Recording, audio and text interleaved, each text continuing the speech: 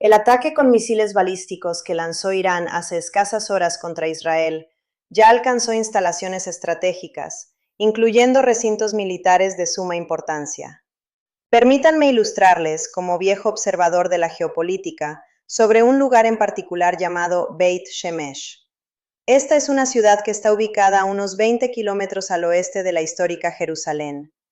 Múltiples reportes provenientes de distintas fuentes periodísticas, tanto israelíes como occidentales y, por supuesto, iraníes, han confirmado plenamente que las fuerzas de defensa de Israel registraron ya al menos 2 impactos misilísticos en este campamento militar. Las evaluaciones preliminares nos indican con claridad que los sistemas de defensa aérea de Israel, incluyendo la célebre cúpula de hierro y el famoso sistema Arrow, pudieron al principio interceptar varias decenas de proyectiles iraníes con un alto grado de eficiencia. Sin embargo, después de lidiar con esas decenas, sencillamente se saturaron y ya no pudieron evitar que un número adicional de misiles encontrara sus objetivos. Prácticamente vemos cómo se repite paso a paso la clásica estrategia militar de saturación. En estos momentos, Israel se ha quedado básicamente sin las defensas de su domo de hierro, por la inmensa saturación misilística y de ataques también con drones que ha lanzado Irán. Este suceso, viejos amigos, es una escalada que, por supuesto, se esperaba y se veía venir a la distancia. Lo que francamente no sabíamos era que el domo de hierro iba a caer tan rápido nuevamente. En lo personal, y basándome en mis años de análisis, yo creí que al haber lanzado un ataque de esta magnitud en el pasado, habrían mejorado sus capacidades de defensa.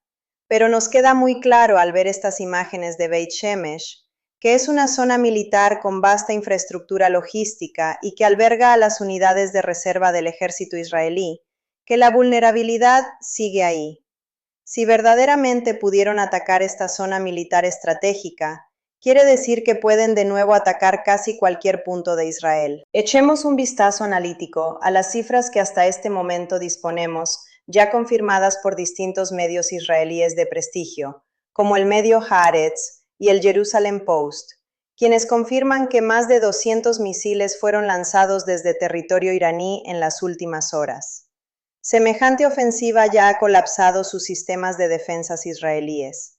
De ese total de 200, según aseveran fuentes israelíes como las mismas FDI, se confirmó que aproximadamente el 85% fueron interceptados antes de alcanzar suelo israelí, pero el otro 15% ya no pudieron ser interceptados.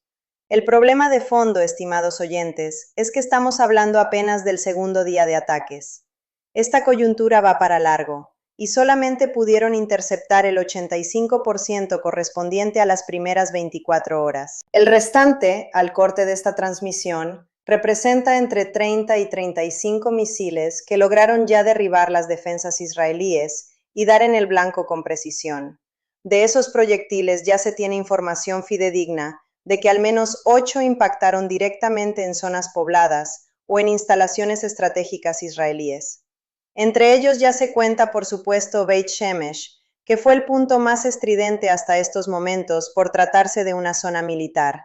Pero también se han reportado caídas de metralla y de fragmentos esparcidos en áreas abiertas a los alrededores de Tel Aviv, producto de los misiles que sí lograron interceptar. Y por supuesto, amigos, que esto es resultado directo de lo que vimos el día de ayer, cuando reportábamos este severo bombardeo atribuido a Israel, del cual ellos mismos se atribuyeron la autoría, y en el que perdiera la vida el ayatolá Ali Jamenei. Después de eso, obviamente el régimen ha prometido venganza, y esta es parte de lo que ha sido una operación que las fuerzas iraníes han llamado Promesa Veraz 4, la cual ya está en marcha y está cobrando sus primeros objetivos. Bases militares desde las cuales fueron planeados precisamente y ejecutados los asesinatos de estos altos mandos iraníes, incluyendo al ayatolá Ali Jamenei. Entre esas bases desde donde se planeó el ataque, hoy muchas de ellas están siendo reducidas a escombros, como esta base militar que ya cobró sus primeras víctimas. El mensaje diplomático que transmitió hace unas horas Irán ante las Naciones Unidas fue un pronunciamiento en donde dicen que esto se trata de una acción proporcionada, en respuesta a lo que se reportó ayer, el asesinato de su líder teocrático. Recuerden siempre que Irán opera como un estado teocrático. En este caso, el ayatolá Ali Jamenei perdiera la vida en estos bombardeos, en donde Estados Unidos e Israel lo asesinaran. Bueno, pues este objetivo militar confirmado que ya fue derribado es Beit Shemesh. Hablamos de una ciudad que, por cierto, fue fundada en 1950. No todo es una base militar. Es una ciudad que también tiene una población civil que supera largamente los 150,000 habitantes. Pero dentro de esa ciudad yace la base militar. Ahí están revueltos. Confluyen las zonas residenciales y los sofisticados sistemas de defensa. Israel ha definido esta polémica estrategia en donde pone sus sistemas de defensa en medio de la población civil para que, si hay un ataque, sea prácticamente imposible aislar los ataques militares de la población civil. Y por supuesto, ahí entra a jugar el doble rasero moral. Si hay un ataque, pues hay bajas civiles. Y entonces esto ya se convierte en un ataque que no solamente es militar, sino humanitario. El impacto percutido en este campamento militar, ubicado en las afueras de la ciudad, ya ha cobrado dolorosamente sus primeras víctimas civiles, según el servicio de emergencia. También se reportan considerables daños estructurales en viviendas cercanas, debido a las potentes ondas de choque de estos misiles, aunado a fragmentos de metrallas de los misiles que sí lograron interceptar y que cayeron sobre zonas residenciales. Presten atención, porque este ataque preciso en Beit Shemesh nos dice varias cosas a los estudiosos de la materia. Primero, demuestra fehacientemente que Irán sí tiene la capacidad táctica para coordinar ataques múltiples desde distintos puntos, como lo decíamos ayer en la madrugada. El hecho innegable de que el ayatolá Jamenei haya muerto no parece que esté produciendo un efecto de que no tienen coordinación o de que perdieron su cadena de mando. Parece que la cadena de mando sigue íntegra y que saben a la perfección lo que tienen que hacer. Seguramente disponían ya de un protocolo estricto para esto en caso de que se cruzara esta línea roja, contemplando cuál iba a ser la reacción. Muy probablemente el mismo Ali Jamenei dejó escrito cuál debería de ser la reacción en caso de su asesinato, y ahí están los resultados. El segundo punto fundamental que nos prueba esto es que, a pesar de toda la cacareada sofisticación de la cúpula de hierro y el sistema Arrow, y a pesar de que el año pasado Israel ya había entrado en la famosa guerra de los 12 días con Irán, pues no lograron mejorar su sistema de defensa. Nuevamente se exhibe vulnerable ante el mundo. Y lo tercero es que la inteligencia israelí fracasó al no lograr anticipar la magnitud ni el momento exacto de este ataque. Eso, por supuesto, plantea interrogantes muy fuertes sobre esa inquebrantable capacidad de disuasión que Israel ha presumido por décadas. Hay que analizar con agudeza la narrativa que ambos bandos están construyendo, porque por supuesto que hay mucha propaganda tanto del lado iraní como del lado israelí. Irán en estos momentos está presentando este ataque revistiéndolo como una victoria estratégica, presumiendo que logró penetrar las defensas israelíes incluso en bases militares e instalaciones de alta seguridad. Y en sus declaraciones oficiales han enfatizado mucho que los misiles utilizados fueron de fabricación absolutamente nacional, ejecutando la operación sin necesidad de recurrir aún a sus fuerzas proxies regionales, que podrían ser activadas en cualquier momento. Es decir, esta es apenas la primera fase de esta operación Promesa Veraz 4, en donde todavía no se involucran directamente Hezbollah, las milicias chiitas en Siria, las fuerzas iraquíes, etc. Tienen fuerzas proxies rodeando a Israel. Y esto es de una trascendencia mayúscula porque nos demuestra que hay un cambio profundo en la doctrina militar iraní. Ya no operan en estos momentos exclusivamente a través de terceros, sino que ahora se ha convertido en una batalla de uno a uno, en donde asumen la autoría directa de los ataques contra Israel, después de que Israel presumiera ayer la autoría del asesinato del ayatolá junto con Estados Unidos. Ahora, del lado israelí, el mensaje público resulta bastante contradictorio. Por un lado, el primer ministro Benjamín Netanyahu ya afirmó en una declaración por cadena nacional que nadie se iba a salir ileso de atacar a Israel. Salió a prometer categóricamente una respuesta en el lugar y en el momento que ellos decidan. Pero por otro lado, sus voceros militares le están queriendo restar importancia al gravísimo hecho de que ya estos últimos misiles no pueden ser interceptados, argumentando que la gran mayoría fueron derribados. La lectura correcta es que lograron derribar solamente las primeras horas del ataque. Después de las últimas horas, hasta estos momentos, su capacidad de defensa aérea ha quedado rebasada, colapsó y se saturó.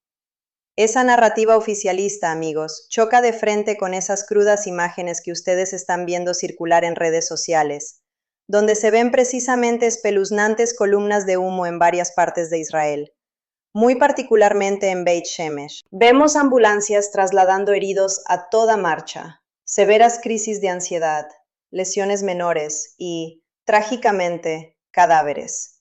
Y, por supuesto, otro punto de análisis insoslayable es el papel de Estados Unidos en esta escalada, porque horas antes del ataque, funcionarios estadounidenses habían lanzado la advertencia de que sus propios sistemas de inteligencia indicaban un inminente ataque con misiles y drones hacia Israel. Digo, a mi edad les confieso que no había que tener el gran sistema de inteligencia para adivinar esto, pero esa advertencia explícita le permitió a Israel ganar tiempo. Yo creo que Israel ya estaba más que preparado para esto, y supongo que ya tenían una lista crítica de objetivos que Irán preferiría atacar. Elevaron el nivel de alerta, desplegaron todos los activos adicionales y pusieron en alerta máxima sus sistemas de defensa. Pero ni aún así pudieron parar este aluvión, viéndose afectados también los cazas estadounidenses estacionados en la región. Un asunto espinoso del que hablaremos en nuestra siguiente transmisión. Irán también se encuentra presumiendo abiertamente el ataque a un importante buque estadounidense empleando misiles hipersónicos, una operación que afirman habría sido exitosa. Esto confirma que la añeja coordinación militar entre Washington y Tel Aviv sigue siendo estrecha, y que es un ataque que planearon juntos. Pero también pone en evidencia palmaria que Irán no está en absoluto asustado ni disuadido por la presencia militar estadounidense en la región. Incluso el presidente de Irán salió a decir al mundo que para él la venganza por el asesinato del ayatolá Jamenei constituye una obligación irrenunciable, o sea, no hay opciones ni punto de negociación. Y hay que considerar seriamente las terribles implicaciones que esto va a tener en la población civil de ambos bandos. Ayer justamente lo mencionábamos, ¿verdad? Y esto concierne por igual tanto al lado iraní como al lado israelí. Hoy amanecemos contabilizando bajas civiles, que son los ciudadanos que más sufren en estas ciudades como Beit Shemesh, la cual no solamente es una fría zona militar, sino que ahí también hay asentamientos y residencias civiles. El horror también se vivió en Ascalón, que fue atacada, y en Sderot, donde transcurrió una noche larga y agónica, reportándose que las sirenas estuvieron sonando más de 2 horas ininterrumpidas por los misilazos, obligando a millones de israelíes a pasar todo este tiempo encerrados en refugios y habitaciones seguras, presas del pánico, al comprender que ya no van a poder hacer una vida normal en adelante. Como medida extrema, el Ministerio de Educación ya canceló clases en Israel en un vasto radio de 40 kilómetros alrededor de la Franja de Gaza. Y hablando en estos términos sobre suspender clases, quiero subrayar que es una cortesía que no tuvo el bando contrario, porque ayer durante los ataques que lanza precisamente Israel y Estados Unidos, uno de los lamentables objetivos que bombardearon y redujeron a cenizas fue una escuela primaria iraní en donde murieron 67 niñas. Es decir, el salón de clases completo fue volado en pedazos por estos misiles israelíes y estadounidenses. No nos extraña que parezca ser la especialidad de la casa, el asesinar niños a sangre fría. Pero esto nos habla cruda y directamente de las víctimas civiles de ambos bandos. Hay que decirlo, se da de forma sumamente desproporcionada, porque hay muchísimas más víctimas mortales del lado iraní contadas y confirmadas a estas horas de la transmisión que de las que pudiera haber del lado israelí.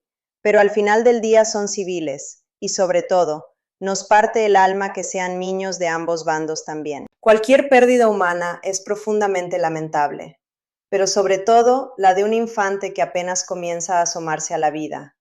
Y hay que entender que esta anhelada vida cotidiana ya se quedó paralizada, lo cual va a pasar un enorme costo psicológico y, por supuesto, un gravísimo impacto económico que como estudiosos debemos analizar sin falta. Lo menciono porque el escrutinio de estas variables es parte intrínseca del análisis geopolítico general, partiendo siempre de la premisa de que lo primordial es la dolorosa pérdida de vidas humanas, ¿sí? Extrapolando nuestra mirada a términos regionales, notamos que Jordania procedió ya a cerrar su espacio aéreo por muchas horas.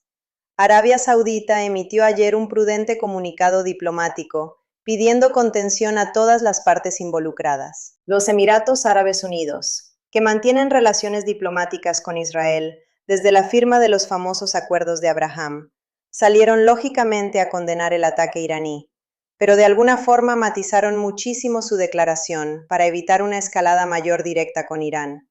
Y este delicado actuar, amigos, lo que refleja es la enmarañada red de frágiles alianzas y viejas enemistades que impera en Medio Oriente.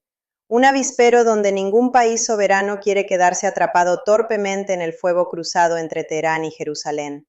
Yo creo que es sumamente importante intentar vislumbrar qué sigue después de esto, porque históricamente todos estos intercambios de ataques directos entre Irán e Israel han sido seguidos por larguísimos periodos de guerra en la sombra. Claro, hago la excepción de la cruenta guerra de 12 días del año pasado, en la que finalmente Estados Unidos sacó la bandera blanca y pusieron fin a este conflicto, después de que ambas partes analizaran que a lo único que los iba a llevar ese camino era a la destrucción mutua asegurada, donde no iba a quedar en pie ninguna ciudad de ningún lado y nadie iba a ganar, sobre todo después de sopesar la terrible destrucción que vimos materializada en Israel y en Irán también.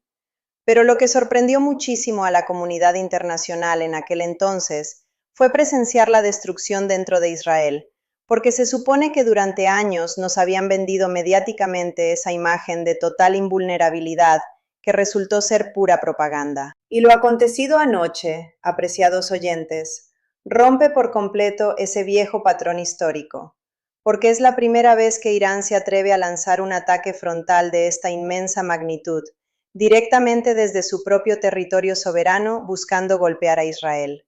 Nos recuerda inevitablemente a lo que pasó el año pasado, hace apenas 8 meses con esa guerra de 12 días. Pero la brújula indica ahora que las cosas no van a durar solo 12 días. Parece innegable que vamos a estar hablando muchísimo tiempo de este sombrío asunto. Y la pregunta toral que se hacen todos los analistas es, bueno, a ver, si Israel saca adelante una dura respuesta militar directa, que no duden que lo va a hacer, ¿cuáles son los precisos objetivos que su Estado Mayor va a seleccionar para atacar en Irán? Porque reflexionemos con frialdad. Si ya se atrevieron a cruzar la infranqueable línea roja de asesinar al ayatolá, ¿qué sigue en esta locura? ¿Qué acto militar puede ser más grave que eso?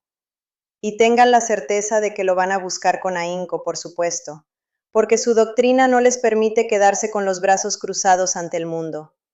Cuando toda esta espiral se les empiece a salir irremediablemente de control, y permítanme decir que de hecho ya se salió de control, van a intentar por todos los medios amedrentar al régimen de Irán para forzarlos a que cesen el fuego o se rindan con el escenario de un ataque de proporciones brutales. Y uno se pregunta horrorizado, bueno, ¿cuál sería esa acción si lo más brutal y desestabilizador que podían hacer ya lo hicieron?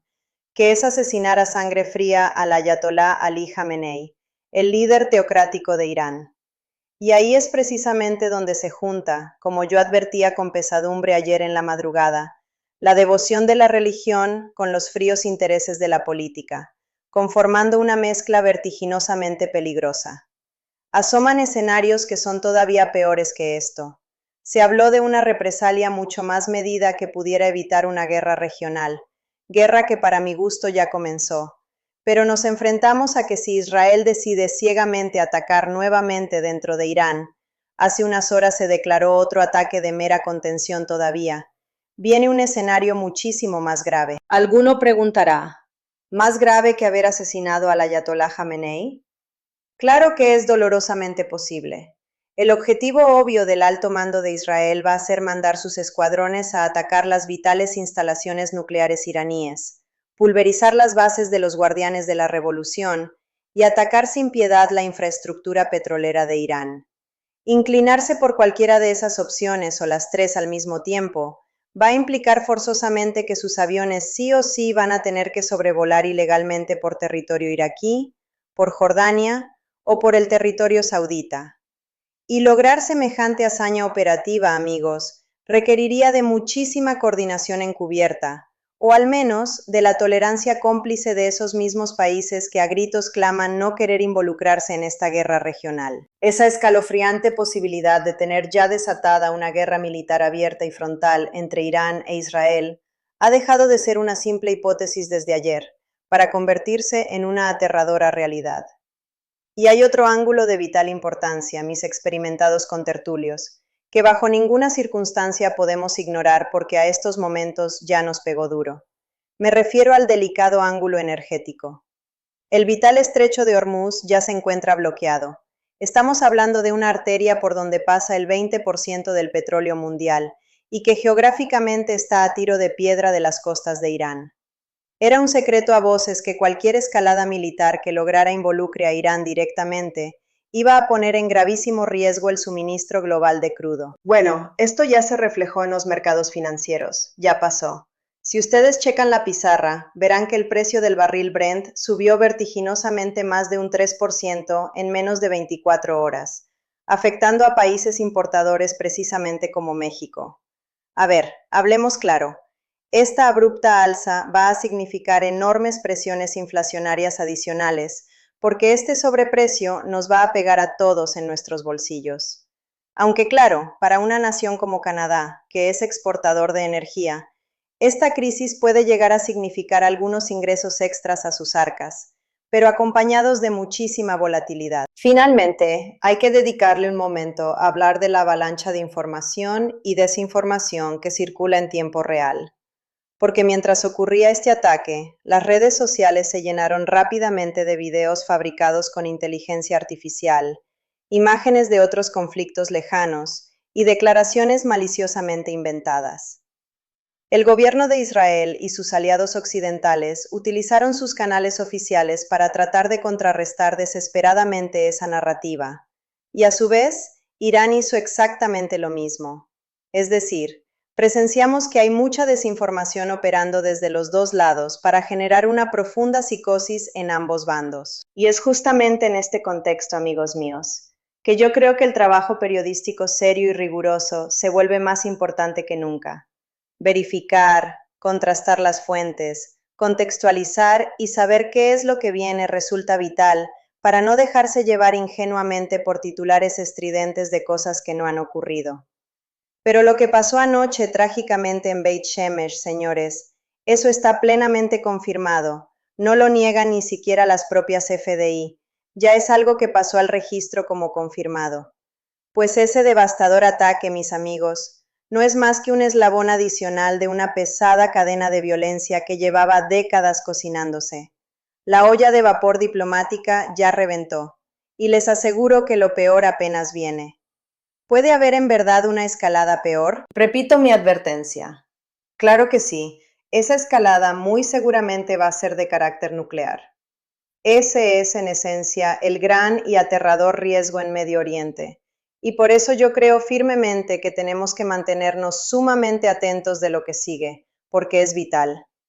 Haciendo una pausa, por aquí leía a alguien en el chat, creo que nuevo en el canal, sea muy bienvenido. Preguntaba con curiosidad, ¿quién es el moderador? Bueno, le aclaro. Mi nombre es María del Carmen, soy la persona que está aquí presentando este análisis. Y moderadores tenemos a varios compañeros que afortunadamente nos hacen el inmenso favor de estar aquí en la transmisión, ayudándonos a moderar cordialmente la participación de todos. Sabrán que cuando hablamos de estos temas se mete muchísimo bot. Me parece que es parte de los sistemas de ataque y desinformación. Y muy específicamente tenemos plenamente localizados de dónde vienen esos bots, y evidentemente seguidores de quién son. Retomando los comentarios, leo uno que dice, lo que veo es que si Rusia y China no cuidan a sus aliados, no les quedará ni uno. Y déjeme decirle que eso es muy cierto. Me parece una reflexión más que cierta en el ajedrez global. Otro apunta, esto es trillones gastados inútilmente, y poner más caro todo nos lleva de bruces a una recesión. Tiene usted toda la razón. El precio internacional del crudo va a sufrir enormemente. Y viéndolo bien, no hay una razón verdaderamente lógica para que se haya desatado este pavoroso conflicto bélico más que una, amigos míos, que huele a podredumbre. los archivos Epstein. Juzguen cuán sumamente graves son las acusaciones en estos momentos por un descubrimiento del Congreso de los Estados Unidos que revela que el FBI está ocultando los archivos de una investigación, las famosas 302 del FBI, en donde una mujer que en ese entonces era niña acusa de abuso sexual nada menos que al presidente de los Estados Unidos. Todo eso forma parte de los oscuros archivos Epstein y había sido maliciosamente ocultado. Sale esto a la luz y miren el monumental conflicto que revienta. Antier se habían reportado notorios avances en las negociaciones diplomáticas con Irán. Irán había aceptado las peticiones de Estados Unidos, y aún con eso los bombardean sin piedad. ¿Por qué razón lógica harían semejante barbaridad? Pues sencillamente porque se trata de una maniobra para distraer nuestra atención pública y evitar que se juzgue a Donald Trump, un individuo que no tiene la autoridad legal para declararle una guerra a ningún país soberano. Esa autoridad es exclusiva del Congreso de los Estados Unidos, pero fue invadida ilegalmente por Donald Trump, pasándose arrogantemente por encima su propia Constitución y al Congreso, con tal del perverso afán de distraernos del escandaloso tema de los archivos Epstein. Vamos a seguir hablando de esto en detalle porque es el negro origen de todo este despropósito, que irresponsablemente ya nos trae hoy al mismísimo borde de una guerra mundial.